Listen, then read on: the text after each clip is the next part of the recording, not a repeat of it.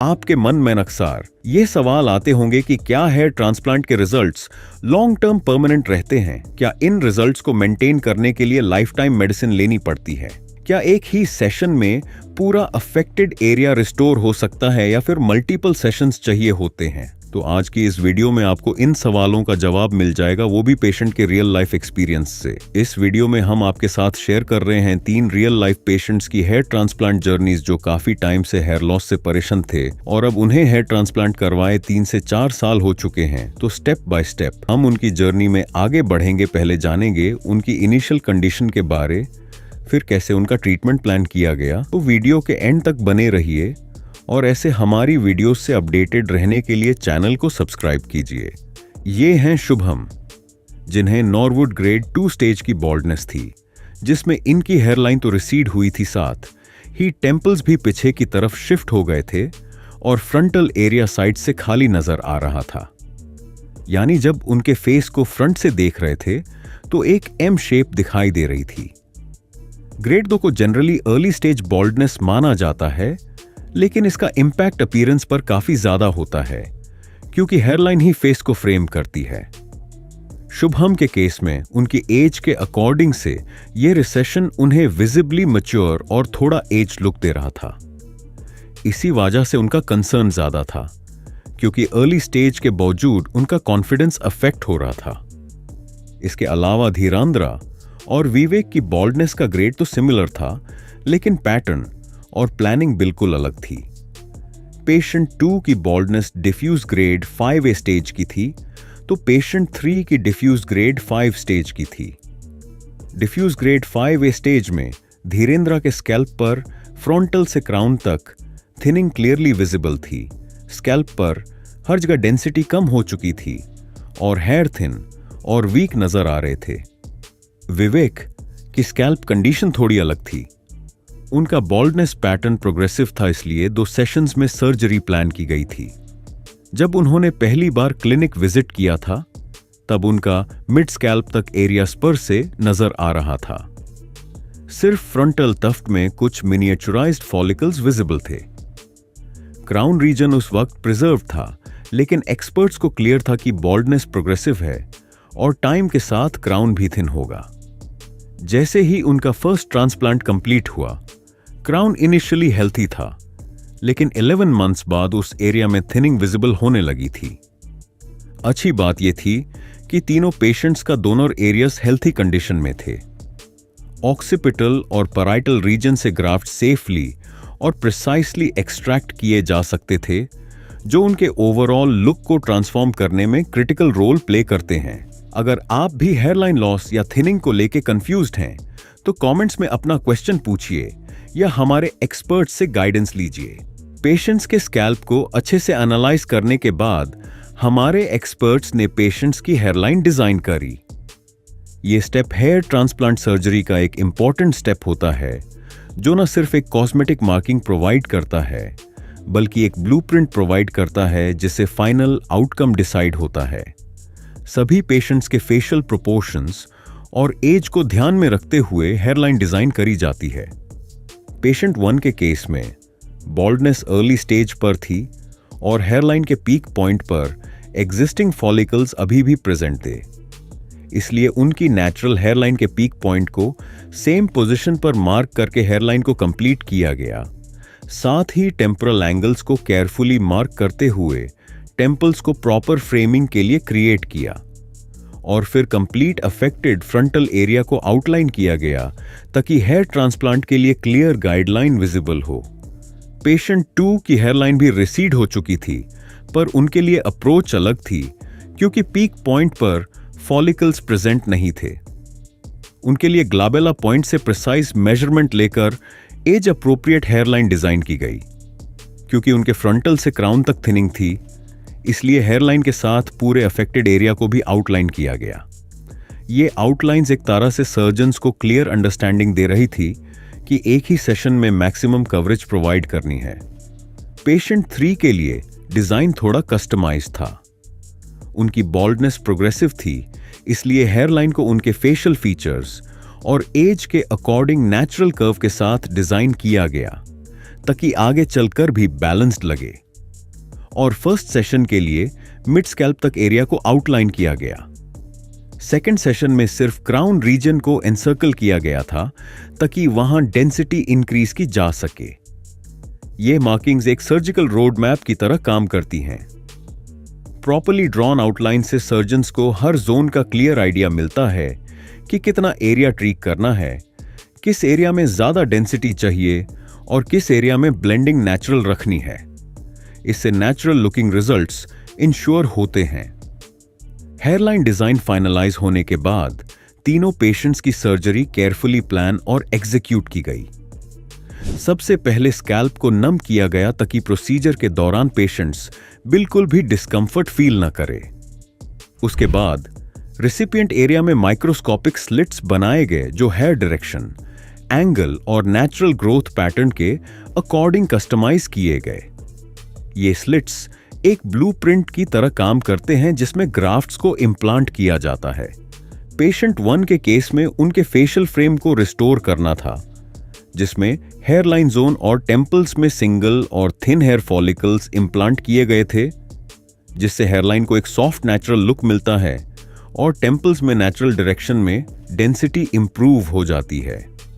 Frontal zone में density enhance करने के लिए डबल और ट्रिपल हेयर फॉलिकल्स इम्प्लांट किए गए थे।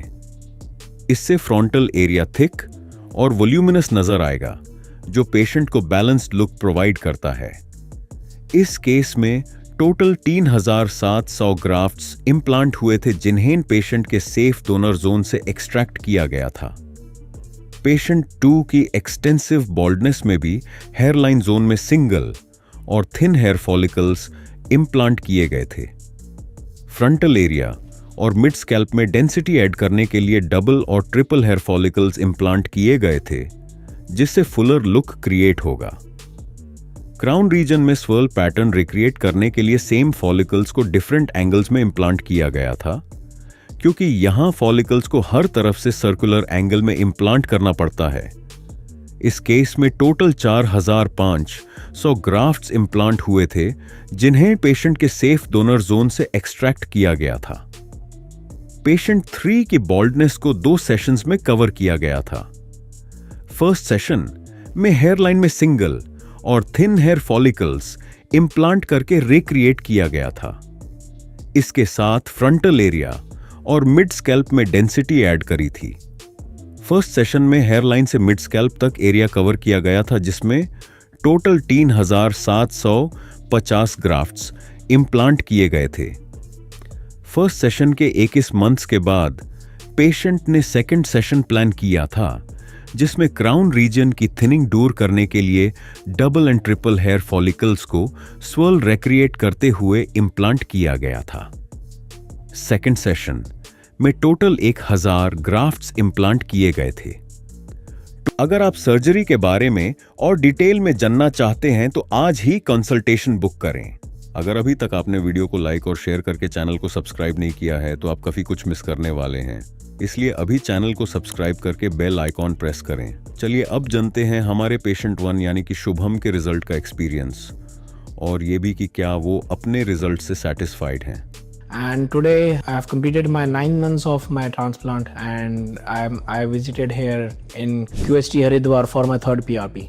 मेरा ट्रांसप्लांट भी हुआ था लास्ट जुलाई में, एंड ट्रांसप्लांट का जो फर्स्ट मंथ था that was very I was very nervous in that month, क्योंकि न्यू ट्रांसप्लांट हुआ था and hairs were coming out. But लेकिन जैसे ही फर्स्ट मंथ के बाद, फर्स्ट मंथ में बहुत केयर करा, बहुत सारी मेडिसिन थे, वो सब किया, हर एक चीज़ पूरा प्रोटेक्टेड रखा है इसको, मतलब बाहर आउटसाइड इन्वायरमेंट से।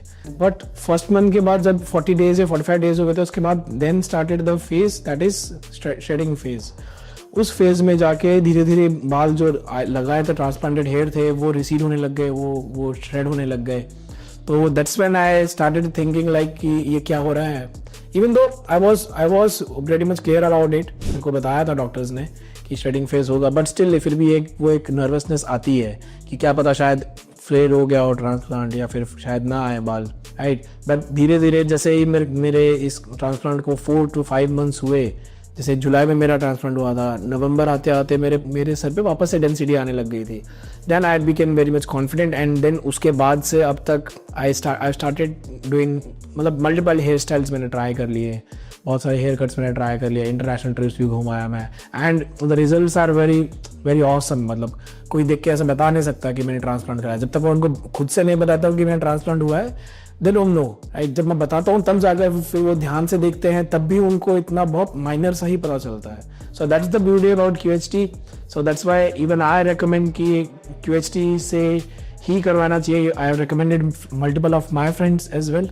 सो that's all my journey. So I have done almost 3 PRPs up till now. This is my 3rd PRP and hoping for better results, I believe, right? Better density and medicines भी चल रही हैं साथ साथ में काफ़ी सारी, ठीक है. एंड हेयर केयर करना तो पड़ेगा क्योंकि अगर वो नहीं करोगे तो वापस से जो ट्रांसप्लांटेड हेयर है वो तो बच जाएंगे, बाकी हेयर्स को तो केयर चाहिए ना. So that's the thing. There is a lot of other changes as well in terms of professionalism as well. Professional में भी मेरे को बहुत ज़्यादा इस चीज़ का advantage मिल रहा है. Not just because of hairs, but the confidence that my hairs have given me. Right. So this is what it have brought change in me. Okay. So now let's talk about PRP. कि why PRP is important and क्या procedure होता है उस चीज़ का. So first of all, PRP is very important कि जिससे हमारे hairs हैं उनको प्रोटीन मिल सके. ठीक है. जो रिक्वायर्ड प्रोटीन्स हैं हेयर के लिए, की हेयर ग्रोथ के लिए, ठीक है, उनकी थिकनेस के लिए, थिनिंग ना हो, इस चीज़ के लिए. तो PRP is very much important. ठीक है. That it plays a very much important role. So after transplant it is very important कि जो भी हमारे ट्रांसप्लांटेड हेयर्स है या फिर जो भी एग्जिस्टिंग हेयर्स है उनको सही न्यूट्रिशन मिल सके, उनकी सही ग्रोथ हो सके. सो that's the thing. And procedure की अगर मैं बात करूँ तो फर्स्ट ऑफ ऑल हमारा खुद का ही ब्लड एक्सट्रैक्ट होता है, राइट. उसमें से उस ब्लड में से फिर उसको मशीन में डाल के उसमें से प्लाज्मा निकाला जाता है एंड देन वही प्लाज्मा हमारे स्कैल्प में इंजेक्ट किया जाता है. एंड जो थोड़ा बहुत जो पेन होता है, जो थोड़ी बहुत नीडल्स का जो पेन होता है वो इतना ज़्यादा भी नहीं होता, इतना फील होता भी नहीं है क्योंकि दे यूज़ मसाजर फॉर इट जिससे वो फील ना हो. And it is almost 20 minutes या 25-30 मिनट्स का आसपास का प्रोसीजर होता है. So it is very safe. ठीक है. And you should go for it. So this is my current result. मेरे 3700 के आसपास ग्राफ्स लगे थे including my temples and my hairline. So you can see the results and you can compare my results with my existing photos. आप 9 months पुराने अगर आप photos मेरी देखें उसमें और अभी के रिजल्ट में आप देख सकते हो फर्क and you can notice by yourself. So now let's talk with those people who are very nervous और या फिर वो डर रहे हैं बहुत ज़्यादा ट्रांसप्लांट को लेके. So I am the real life example. मैं भी बहुत डर रहा था, बहुत सोच रहा था, बहुत इसके ऊपर रिसर्च भी करी. ठीक है. रिसर्च करने जाओगे, आप सर्च करने जाओगे तो there are lot of things जो आप नेट पे मिल जाती हैं. ठीक है. So I can tell you those are all myths and अगर आपको कुछ भी डाउट है, कुछ भी चीज़ है तो you can go for a consultation. ठीक है. आप उसके बाद ही आप अपने डिसीजन पे जा सकते हो. सो आपको कोई भी डाउट, किसी भी तरीके का कोई डाउट हो रहा है या कुछ आप सोच रहे हैं कोई भी चीज़, तो आप you can do one thing, you can just call QHT या फिर कॉन्टैक्ट करें QHT से. तो यहाँ पर आप डॉक्टर से कंसल्ट कर सकते हैं. आप फिजिकली चाहे तो फिजिकली आप विजिट कर सकते हैं क्लिनिक्स या फिर आप ऑनलाइन कंसल्टेशंस भी ले सकते हैं. They are pretty much flexible with everything. So आपको जो भी डाउट्स हैं, जो भी कुछ आप जानना चाहते हैं, कोई एक्स्ट्रा इन्फॉर्मेशन आप चाहते हो तो वो सारी चीज़ें आप कंसल्टेशन के थ्रू जान सकते हैं. So go for a consultation and उसके बाद आप डिसाइड करो आपको करवाना है या नहीं करवाना है. But let me tell you one thing, hair line एक बार ये रिसीड हो जाती है तो उसके बाद उसका और कोई सोल्यूशन नहीं होता है. I have tried multiple things. ठीक है. एंड एट द एंड मेरे को रिजल्ट मुझे ट्रांसप्लांट नहीं दिए. ट्रांसप्लांट के बाद ना बहुत सारे चेंजेस आए मेरी पर्सनल लाइफ में, मेरी प्रोफेशनल लाइफ में. क्योंकि एक्चुअली होता क्या है ना, ट्रांसप्लांट हो जाता है तो आप ना थोड़े से ऐसे जवान दिखने लगे तो because of your hair line. जब हेयर लाइन ऐसे रिसीड होने लग जाती है and you start looking bald तो फिर आपकी एज, जैसे मेरी एज काफ़ी ज़्यादा लगने लग गई थी धीरे धीरे. मतलब जो मेरी रियल एज है उससे ना ज़्यादा लगता था. But now I feel much more confident, I feel much more younger.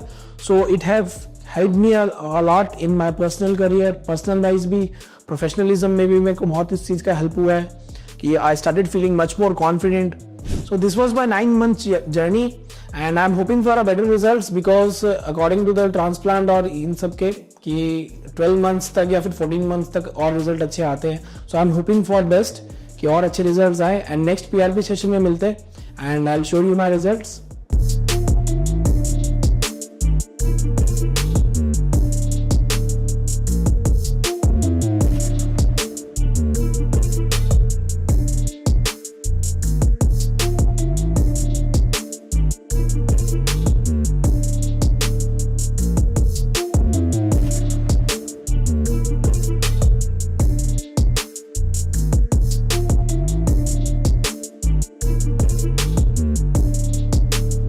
चलिए अब जानते हैं हमारे पेशेंट 2 यानी कि धीरेंद्र के 50 महीने के रिजल्ट्स का एक्सपीरियंस और ये भी कि क्या वो अपने रिजल्ट से सेटिस्फाइड हैं।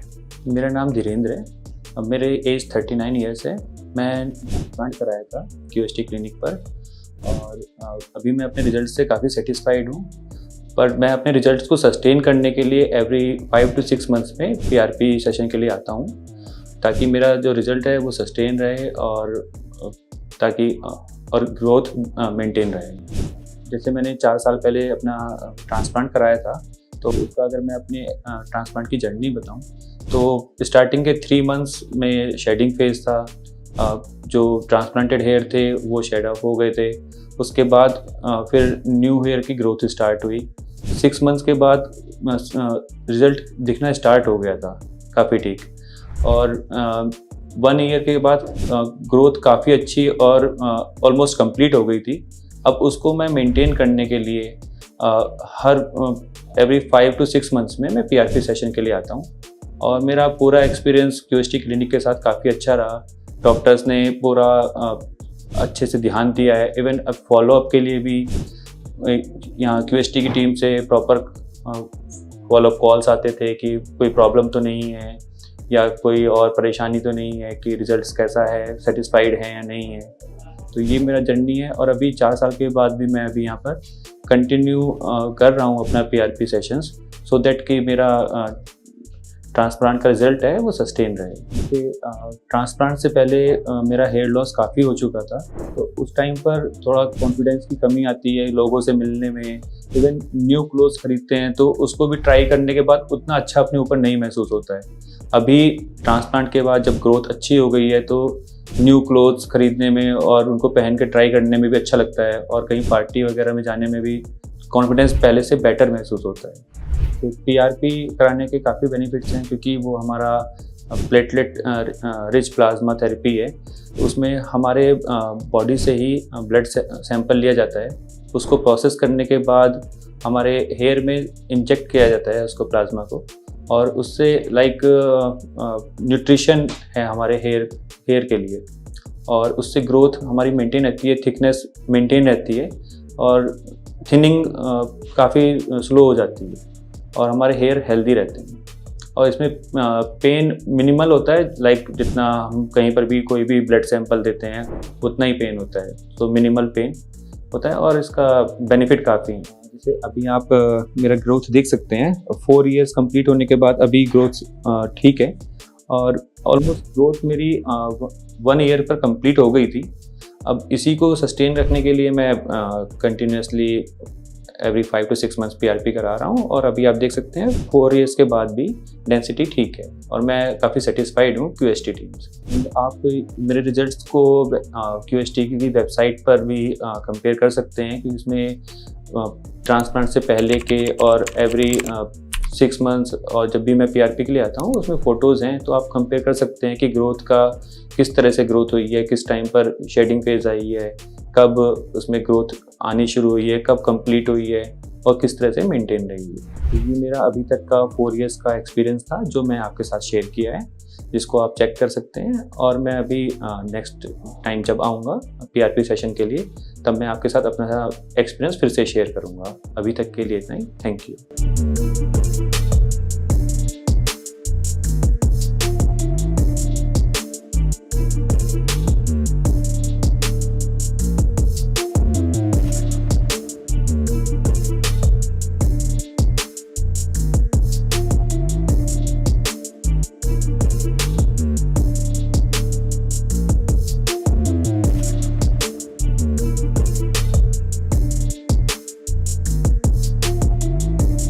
चलिए अब जानते हैं हमारे पेशेंट 3 यानी कि विवेक के 41 मंथ्स के रिजल्ट्स का एक्सपीरियंस और ये भी कि क्या वो अपने रिजल्ट से सेटिस्फाइड हैं। हेलो, हाय, नमस्कार एवरीवन। मेरा नाम विवेक कुमार शर्मा है। मैंने अपना ट्रांसप्लांट आज से 4 साल पहले 2020 में करवाया था। तो मेरी एजिंग थी और मेरा थोड़ा मेरे को लगता है कि फैमिली वाइज भी जो आपका होता है हायरार्की में, उस वजह से मेरा हेयर फॉल था। तो मेरा सिर्फ आगे थोड़े से बाल बचे थे, बाकी मेरे साइड से काफ़ी हो गया था। 2020 में मैंने फर्स्ट टाइम यहाँ पे अपने ट्रांसप्लांट कराया था, जितना मेरे को याद है 3000 और 3500 मेरे क्राफ्ट लगे थे। शुरू में बहुत डर भी लग रहा था कि क्या होगा, बहुत होगा। यूट्यूब में एक्सपीरियंस देखा था कि बहुत पेन होता है, सूजन हो जाती है, कई बार डर भी था कि सक्सेसफुल हो या ना हो। सबसे मुझे चीज़ क्या, हरिद्वार जैसा शहर है, पता नहीं यहाँ पे ये हॉस्पिटल कैसा है, क्या चीज़ है, बट मेरे को ये लगा कि मेरे को बाहर कराने से बेटर है कि एक बार चांस देना चाहिए हरिद्वार में अपने लोगों को। तो फिर मैंने यहाँ पे कराया। तो मेरा आई थिंक ट्रांसप्लांट अक्टूबर 2020 में, और ट्रांसप्लांट हुआ, ना कोई दर्द हुआ, ना कुछ सूजन हुई। They treated me very well, I am very satisfied, और मज़ा आया मेरे को। मज़ा इनकी मतलब मैं बहुत बातू नहीं हूँ, बात करते करते मुझे ऐसा नहीं लगा कि हमें कोई ट्रीटमेंट वगैरह हो रहा है। तो वो सब हुआ। उसके बाद आफ्टर 2 ईयर मेरे से क्रोन एरिया से बाल थोड़े कम होने स्टार्ट हुए, तो मैंने उनको दिखाया। तो फिर सर ने दोबारा मेरे 1000 क्राफ्ट का एक दोबारा से ट्रांसप्लांट हुआ 2022 में, और उसके बाद से ऐसे ही है। तो रिजल्ट आप सब देख ही सकते हैं मेरा A to Z। मेरे को तो बहुत पसंद है। जो लोग मुझे पहले नहीं जानते थे मेरे हेयर फॉल से पहले, तो मुझे पहचान भी नहीं पाते कि मेरा ऐसा कुछ हेयर फॉल हुआ है। और अभी मैं PRP कराने आया हूँ। मैं नॉर्मली हर 3 से 4 महीने में PRP करा देता हूँ। PRP इज़ बेसिकली, किसी की हेयर फॉल ना भी हो या ट्रांसप्लांट ना भी कराया, उसको भी PRP मेरे ख्याल से करानी चाहिए। बेसिक नेसेसिटी है अपनी हेयर ग्रोथ के लिए। तो गाइस मेरा हेयर फॉल स्टार्ट हुआ 2016 से, सडनली हुआ है, और बहुत ज़्यादा से हेयर फॉल लगे। मैं शैम्पू करता था तो हाथों में बाल आया करते थे, तकिए में लेटा था तो बाल आया करते थे। फिर मैंने बहुत सारे रेमेडीज़ करी, मतलब बहुत सारे शैम्पू चेंज किए, जैतून का तेल लगाया, फेरिगो, 10 तरह के तेल बदले, जड़ी बूटी वाला किया, बट कोई फ़ायदा नहीं होता, और वो वर्स्ट से वर्स्ट ही हो रहा था। समझ में नहीं आता कि खाने का इशू है, क्या चीज़ इशू है। तो वो चीज़ें करते तो मतलब 6 साल के बाद जब बहुत ज़्यादा वो चीज़ हो गई और लॉकडाउन लगा, तो मेरे को लगा कि यार इस टाइम पर किसी को कुछ करना चाहिए। तो वो सब मैंने किया। मैंने प्याज भी रगड़ा है, मैंने हर चीज़ करी है, बट कोई स्पेसिफिक मेरे को बेनिफिट तो नहीं दिखा। तो वो सब चीज़ें हैं। और यहाँ पर आप देख सकते हैं, पहले मैं ऐसा था, और now you can see me right now. 2020 में मेरी इंगेजमेंट तय हुई। तो वैसे मैं बहुत कॉन्फिडेंट हूँ, मेरे को इतना फ़र्क नहीं पड़ता, लेकिन हमें ये चीज़ एक्सेप्ट करनी पड़ेगी कि जब तक आप बात नहीं करते हैं इंसान, जब तक आपको जानते नहीं, आपका फर्स्ट इंप्रेशन एक लास्ट इंप्रेशन होता है।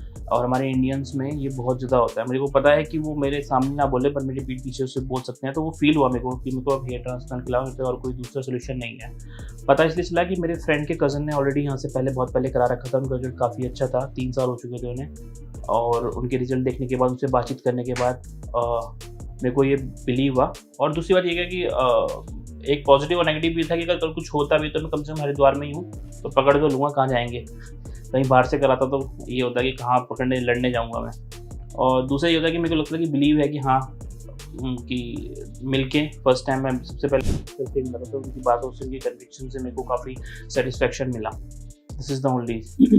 तो मेरा जो ट्रांसप्लांट का प्रोसीजर था वो 2 दिन चला था। फर्स्ट टाइम मैं दिन में 2 बजे करीब आ गया था। उस दिन मेरे से मार्किंग वगैरह होके क्राफ्ट डिज़ाइन हुए थे। बेसिकली जैसे हम किसी खेत में जब पौधे लगाते हैं तो उससे पहले हम डिज़ाइन उनके ग्रास के लिए वो बनाते हैं ना, तो वो हुआ था। फिर मेरे को घर भेज दिया गया था, तो पूरा हाफ हेड शेव हुआ था, और उसके बाद क्राफ्ट हुए थे। तो उस दिन मेरे को पता चला था कि 3 या 3000, 3500, मुझे अभी करंटली याद नहीं है, इतने मेरे को क्राफ्ट लगेंगे। फिर नेक्स्ट डे में आया था। नेक्स्ट डे होने के बाद सेम प्रोसीजर, एनेस्थीसिया देके, और फिर काम स्टार्ट हुआ धीरे धीरे करके। तो पेन तो मेरे को बिल्कुल भी नहीं हुआ। थोड़ा बहुत घबराहट होती है कि पता नहीं, क्योंकि आपको फील तो होता है कि कुछ यहाँ पे चल रहा है, लेकिन ऐसा कुछ बहुत ज़्यादा कोई वो नहीं हुआ था। फिर 2022 में जब मेरे क्राउन एरिया से बाल कम होने स्टार्ट हुए थे, तो उस टाइम पे 1000 के करीब मेरे क्राफ्ट लगे थे दोबारा। तो सेकेंड टाइम तो 1 दिन में ही हो गया था, क्योंकि अब और अच्छी टेक्निक्स आ चुकी हैं और जल्दी हो चुका है। तो ये रीज़न था मेन। तो ट्रांसप्लांट के बाद 1 महीने में होता है कि आपको थोड़ा जिधर से आपके बाल निकाले गए होते हैं उसकी तरफ यहाँ पे आपको जो मेंस का या बेबीज़ का वो होता है ना, हगीज़ वगैरह, उसको लगाना पड़ता है। सॉफ्टवेयर से सीधा ही लेटना पड़ता है। आप आरओ के पानी से आपको हेड वॉश करना पड़ता है, और जो शैम्पू होता है जॉनसन बेबी यूज़ करते हैं नॉर्मली, और आपको सिर्फ वॉश करना होता है। तो ये 1 महीने का प्रोसीजर होता है। 1 महीने के बाद आपकी फर्स्ट PRP होती है, और धीरे धीरे करते करते ये 3 से 6 महीने बाद आपको रिजल्ट दिखना स्टार्ट हो जाता है। 3 महीने में तो हल्के हल्के आपको ग्राफ दिखने स्टार्ट हो जाएंगे। पेन बिल्कुल भी नहीं हुआ था मेरे को, तो ना मेरे को सूजन हुई है। ऑनेस्टली बोल रहा हूँ, मेरे को तो सब कुछ ठीक ही लगा। मेरे को ऐसा कुछ दिक्कत वगैरह रही नहीं है। कुछ दवाइयाँ मेडिसिन होती है, जैसे एडगेन होती है, फैसिनो होती है, और मिनॉक्सिडिल्स होती हैं। तो ये तो ये प्रोवाइड की जाती हैं आपको। आई थिंक शुरू के 6 से 8 महीने के तक आपको रेगुलरली खाने पड़ते हैं। और उसके बाद बस कुछ शैम्पूज प्रोवाइड होते हैं जैसे मिल्डी वगैरह, जो स्पेसिफिक हेयर ट्रांसप्लांट हेयर्स के लिए होती हैं। जैसा कि मैंने बोला कि 2 से 3 महीने के बाद आपका शेडिंग फेज स्टार्ट हो जाता है। तो बेसिकली ऐसा लगता है कि जैसे जो लगाए हैं वो सारे निकल जाएंगे, सब कुछ खाली ब्लैंक हो जाएगा। तो घबराहट तो हुई थी, तो मैंने फ़ोटो भेज के बार बार मैं यहाँ पे करता था। तो हर कोई मुझे बोलता कि आप टेंशन मत लीजिए, ये शेडिंग फेज है। शेडिंग फेज होने के बाद जैसे ट्रांसप्लांट होता है उसके बाद शेडिंग फेज आता है, उसके बाद आप बाल बिल्कुल सही रहते हैं। तो उसमें कोई शुरू में इनिशियली घबराहट थी, पर धीरे धीरे जैसे रिजल्ट दिख रहा था फिर उसके बाद एक कॉन्फिडेंस आता है, बहुत सी चीज़ों पे आप गौर करते हो। तो यही सब। तो गाइस जैसे मैं ना आईटी प्रोफेशनल हूँ, मैं सॉफ्टवेयर इंजीनियर हूँ। तो मैं बैंगलोर, हैदराबाद, दिल्ली, नोएडा, गुड़गांव में हर जगह पे मैं घूमता रहता हूँ, पता करता हूँ। तो मैंने रेट वगैरह हर जगह से पता कर लिए थे, कोटेशन ले ली थी कि कितना कितना खर्चा आएगा, क्या आएगा। तो उनके मुकाबले मेरे को ये काफ़ी अफोर्डेबल लगा। दूसरी बात, जब मैं यहाँ पे मिलने भी आ रहा था या मैं जब पीआरपी कराने भी आता था, तो मैं मेरे अलावा मैं और लोगों को भी देखता हूँ, तो उनसे बातचीत हो जाती है जब हम वेट कर रहे होते अपने पीआरपी की स्टार्ट होने का। तो उस टाइम पे उनसे बात हुई, कितने थे। तो सबका मुझे रिजल्ट सबका अच्छा लगा। किसी का भी ऐसा नहीं था कि नहीं यार मज़ा नहीं आ रहा, ये सब नहीं आ रहा। तो उससे कॉन्फिडेंस बूस्ट होता है। तो ये सब चीज़ें थी। और कुछ तो जो लोग भी हेयर फॉल, मैंने तो अपने कुछ 2-3 फ्रेंड्स को रिकमेंड भी किया है, एक ने तो कराया भी है। तो मैं ओपनली और विदाउट एनी हेजिटेशन सबको रिकमेंड करना चाहूँगा कि हाँ आप आओ यहाँ पे। और यहाँ पे बड़े बड़े नामचीनों ने भी कराया है। यहाँ पे राजपाल यादव जो एक्टर हैं बॉलीवुड के, उन्होंने भी करवाया है।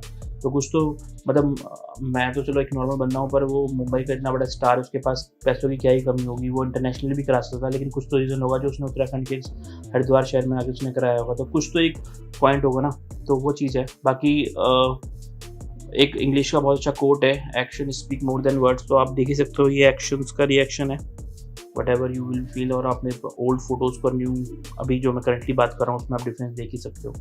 तो दिस इज थैंक यू। अब आप मेरा लुक देख ही सकते हैं जो QST से मेरा ट्रीटमेंट के बाद हुआ है। तो मेरा ओवरऑल एक्सपीरियंस QST से बहुत अच्छा रहा है। Thank you QST for providing me this.